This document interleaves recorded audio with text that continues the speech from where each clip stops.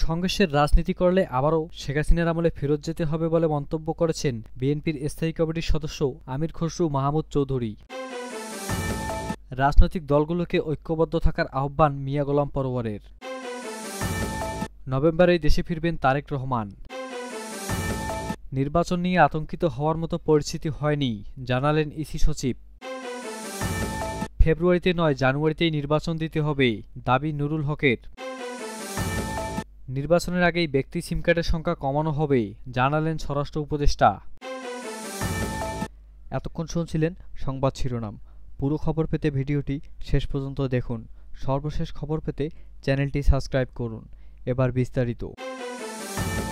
সংঘর্ষের রাজনীতি করলে আবার হাসিনার আমলে ফেরত যেতে হবে। বিএনপির স্থায়ী কমিটির সদস্য আমির খসরু মাহমুদ চৌধুরী বলেছেন, নির্বাচনকে বাধাগ্রস্ত করলে গণতন্ত্র প্রতিষ্ঠা করা যাবে না। রাস্তায় আন্দোলনের নামে সংঘর্ষের রাজনীতি করলে আবার শেখ হাসিনার আমলে ফেরত যেতে হবে বলেও মন্তব্য করেন তিনি।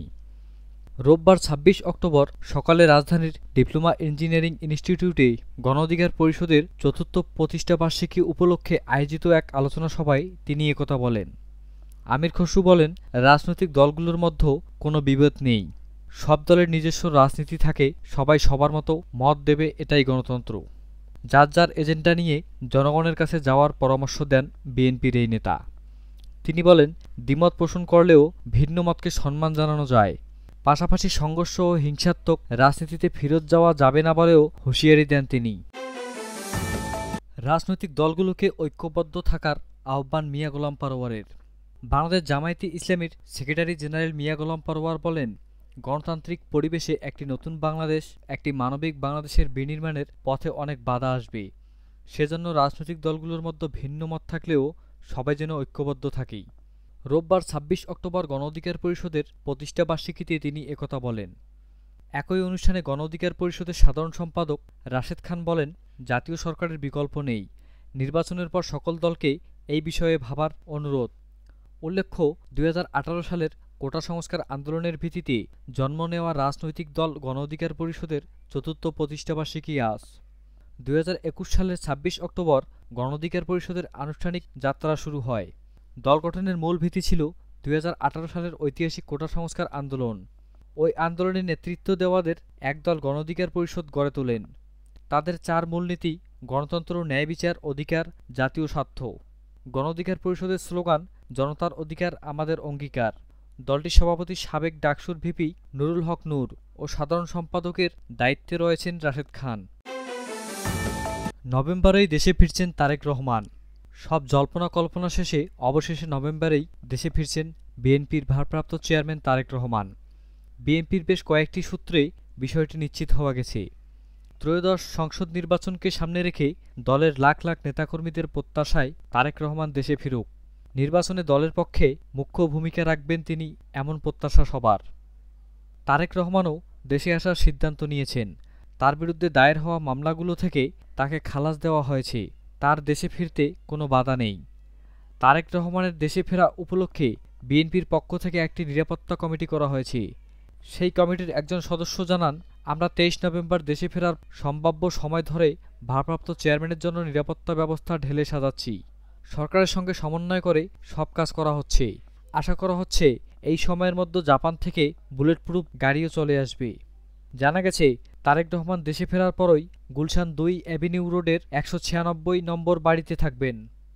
এর আগে ১৯৮১ সালে বিএনপির প্রতিষ্ঠাতা জিয়াউর রহমানের মৃত্যুর পর তৎকালীন সরকার তার স্ত্রী খালেদা জিয়াকে এই বাড়িটি বরাদ্দ দেয়। ২৫ নভেম্বর এক সংবাদ সম্মেলনে বিএনপির স্থায়ী কমিটির সদস্য সালাউদ্দিন আহমেদ জানান, বিএনপির ভারপ্রাপ্ত চেয়ারম্যান তারেক রহমান আগামী নভেম্বরের মধ্যেই দেশে ফিরবেন বলে আশা করছি। তারেক রহমানের দেশে ফেরার নির্দিষ্ট তারিখ জানতে চাইলে সালাউদ্দিন আহমেদ বলেন, শীঘ্রই নির্ধারিত তারিখটি জানতে পারবেন। আশা করি নভেম্বরের মধ্যেই তিনি ফিরবেন। ত্রয়োদশ জাতীয় সংসদ নির্বাচন নিয়ে এখন পর্যন্ত আতঙ্কিত বা দুশ্চিন্তাগ্রস্ত হওয়ার মতো কোনো কিছু পরিস্থিতি তৈরি হয়নি বলে মন্তব্য করেছেন নির্বাচন কমিশন ইসি সচিবালয়ের সিনিয়র সচিব আক্তার আহমেদ। রোববার ২৬ অক্টোবর রাজধানীর আগারগাঁও নির্বাচন ভবনে নিজ কার্যালয়ের সামনে এক ব্রিফিংয়ে তিনি সাংবাদিকদের একথা বলেন। আক্তার আহমেদ বলেন, ইসির পরিকল্পনা অনুযায়ী শতভাগ সম্পূর্ণ করতে হবে বিষয়টি এমন নয়। পরিস্থিতির প্রেক্ষাপটে কিছু কিছু জায়গায় সমন্বয় করতে হয়। কিছু কিছু বিষয় আগে করা হয়েছে, আর কিছু কিছু বিষয়ের জন্য অপেক্ষা করতে হয়েছে, এবং কিছু কিছু বিষয়ে আরেকটু অপেক্ষা করতে হবে। সময় অনুযায়ী দিনক্ষণ মেপে কোনো কাজ করা সম্ভব নয়। ইসি সচিব বলেন, ভোটকেন্দ্র চূড়ান্ত করা হয়েছে। রাজনৈতিক দল নিবন্ধন সহ চূড়ান্ত ভোটকেন্দ্রের তালিকা চলতি সপ্তাহের মধ্যে শেষ হবে। নতুন রাজনৈতিক দল নিবন্ধনের বিষয়ে তিনি বলেন, মাঠ থেকে দল নিবন্ধনের তথ্য আছে, তা পর্যালোচনায় চলছে। আমরা ইনশাআল্লাহ এই সপ্তাহের ভিতরেই করে দেব। নির্বাচনের প্রস্তুতি সম্পর্কে এক প্রশ্নের জবাবে তিনি বলেন, আমরা যেভাবে এগোচ্ছি পরিকল্পনা অনুযায়ী সবকিছু যে শতভাগ করা সম্ভব নয়, এটা আপনারাও জানেন, আমরাও জানি। পরিস্থিতির প্রেক্ষাপটে কিছু কিছু জায়গায় অ্যাডজাস্টমেন্ট করতে হয়। কিছু কিছু বিষয় আমরা আগেই কমপ্লিট করেছি, কিছু কিছু বিষয়ে আমাদের অপেক্ষা করতে হয়েছে, আর কিছু কিছু বিষয়ে আরেকটু অপেক্ষা করতে হবে। গণ অধিকার পরিষদের সভাপতি নুরুল হক নূর বলেছেন, নির্বাচন যত তাড়াতাড়ি হবে আমাদের জন্য তত ভালো হবে। এ সময় তিনি ফেব্রুয়ারিতেই নয়, বরং জানুয়ারিতেই নির্বাচন দেওয়ার দাবি করেন। রোববার ২৬ অক্টোবর দুপুরে রাজধানীর ইঞ্জিনিয়ারিং ইনস্টিটিউট মিলনায়তনে গণ অধিকার পরিষদের প্রতিষ্ঠাবার্ষিকী উপলক্ষে আয়োজিত আলোচনা সভায় তিনি এসব মন্তব্য করেন। বাংলাদেশের নির্বাচন নিয়ে ষড়যন্ত্র চলছে মন্তব্য করে নুরুল হক নূর বলেন, নির্বাচনের সংঘাতমুখর নাকি শান্তিপূর্ণ হবে। এছাড়া সবকিছু আইনশৃঙ্খলা বাহিনী শুধু নয়, বরং রাজনৈতিক দলগুলোর আচরণের উপর নির্ভর করবে। সময় মতো নির্বাচন না হলে বাংলাদেশের রাজনীতির আকাশে আবারও কালো মেঘ জমে যেতে পারে বলেও আশঙ্কা গণ অধিকার পরিষদের সভাপতির। জাতীয় পার্টির প্রসঙ্গে নূর বলেন, জাতীয় পার্টিকে নিষিদ্ধ না করলে এই জাতীয় পার্টির মাধ্যমেই আওয়ামী লীগ ফিরে আসবে। তারা নির্বাচন বানচাল করার চেষ্টা করবে। উল্লেখ্য, গণ অধিকার পরিষদের আনুষ্ঠানিক যাত্রা শুরু হয় ২০২১ সালের ২৬ অক্টোবর। তবে এর মূল ভিত্তি ছিল ২০১৮ সালের ঐতিহাসিক কোটা সংস্কার আন্দোলন। ওই আন্দোলনে নেতৃত্বকারীদের নেতৃত্বেই গড়ে ওঠে গণ অধিকার পরিষদ। নির্বাচনের আগেই ব্যক্তির সিম কার্ডের সংখ্যা কমানো হবে বলে জানালেন স্বরাষ্ট্র উপদেষ্টা। স্বরাষ্ট্র উপদেষ্টা লেফটেন্যান্ট জেনারেল মোহাম্মদ জাহাঙ্গীর আলম চৌধুরী বলেছেন, অনেক সময় দেখা যায় একজনের নামে রেজিস্ট্রেশন করা সিম অন্য কেউ ব্যবহার করে অপরাধ করছে। এতে প্রকৃত অপরাধীকে শনাক্ত করা কঠিন হয়ে পড়ে। এজন্য ব্যক্তিপ্রতি সিম কার্ডের সংখ্যা কমিয়ে আনার সিদ্ধান্ত নেওয়া হয়েছে। আজ রোববার সচিবালয়ে স্বরাষ্ট্র মন্ত্রণালয়ের সম্মেলন কক্ষে আইনশৃঙ্খলা সংক্রান্ত উপদেষ্টা পরিষদ কমিটির ১৫তম বৈঠক শেষে এক সংবাদ সম্মেলনে স্বরাষ্ট্র উপদেষ্টা একথা বলেন।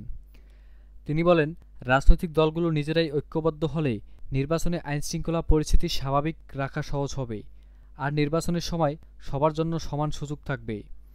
স্বরাষ্ট্র উপদেষ্টা বলেন, লেভেল প্লেয়িং ফিল্ড আগেও ছিল, এখনও আছে। জাহাঙ্গীর আলম চৌধুরী বলেন, দেশের পরিস্থিতি ও সার্বিক বিভিন্ন বিষয় নিয়ে আলোচনা হয়েছে। সোশ্যাল মিডিয়ার প্রকাশ হওয়া অনেক ঘটনা সত্য নয়, তবে গণমাধ্যমের তথ্য সঠিক থাকে। তিনি বলেন, নির্বাচনকে সামনে রেখে মোবাইল ফোনের সিম কার্ড নিয়ন্ত্রণের সিদ্ধান্ত নিয়েছে সরকার। অনেক অপরাধে সিম কার্ড ব্যবহার হয় অন্যর নামে। নির্বাচনের আগেই সিম কার্ডের সংখ্যা কমানো হবে।